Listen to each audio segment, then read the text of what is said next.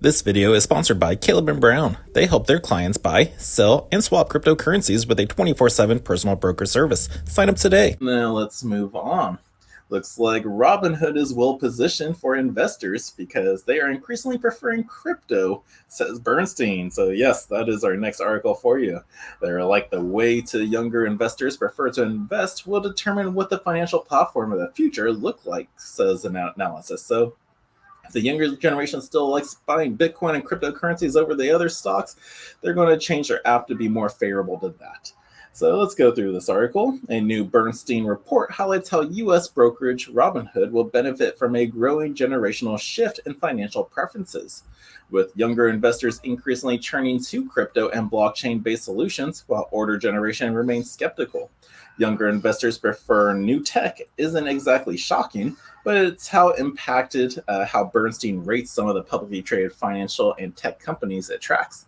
On Thursday, the firm shared that the FINRA data shows 48% of crypto owners are under the age of 34, and that 55% of Gen Z traders in the US prefer investing in crypto.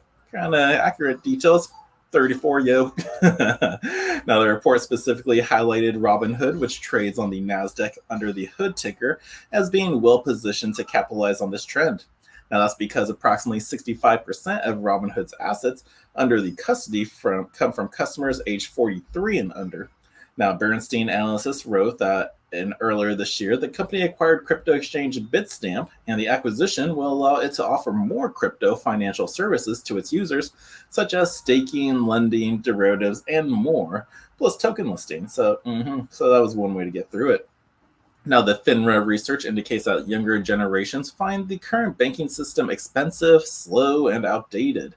Instead, they are drawn to decentralized finance and blockchain technology, which is definitely a lot faster and definitely gets you a little bit more interest than what a bank can offer you in just a savings account, which I do not have. I haven't had one in a while. I think there's really only like $10 in there, and my checking account only enough to cover the bills.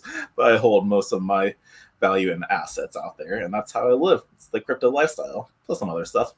But Gen Z likes their finances on chain and not online. The analysts write, while banks push their digital banking platforms, Gen Z finds those apps clunky and opaque. This preference is reflecting in the growing use of stablecoins, with approximately 27 million wallets actively using them for payments every month.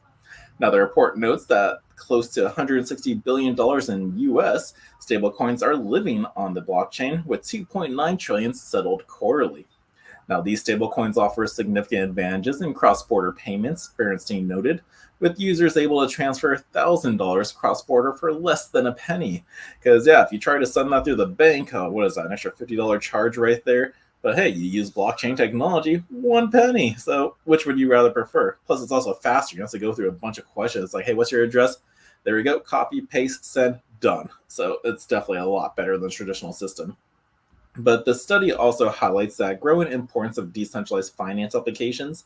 Monthly unique DeFi users stand at a 6-month average of 7.7 million. And their evidence, lots of traders prefer to do their lending and borrowing on blockchain apps. The outstanding debt on decentralized lending platform Aave stood at $6 billion as of August 2024. Now, the report further states that this generational divide in financial behavior is likely to shape the future of banking and investment platforms like Robinhood. As millennials and Gen Zers start to become a material part of a household wealth, the way they manage finances would determine what the financial platform of the future does look like, it notes. Now, the research also touches on political implications of the shift, a topic that has been near and dear to Bernstein as the U.S. presidential election approaches. Gen Z seems to prefer politicians who support crypto with positive regulations, and the analysis wrote it should not be surprised when you see Trump making an appearance at the Bitcoin conference and saying all the right things to appeal to the crypto community. And because we kind of saw that, but we're still waiting on the debates to talk about crypto. They didn't do it the last one a couple of days ago, which kind of hindered the price of Bitcoin, but Bitcoin's doing pretty well right now. But I definitely see the younger generation being a little bit more favorable for it. There's not a lot of them still. It's still a slim percentage. As you go into the real world for who wants to still talk about crypto or understands it, it's still very slim to few, but the ones who get it are definitely benefiting from it. So that is how Robinhood will position itself in the future, as If investors like crypto more, they're going to shape their platform more to that direction.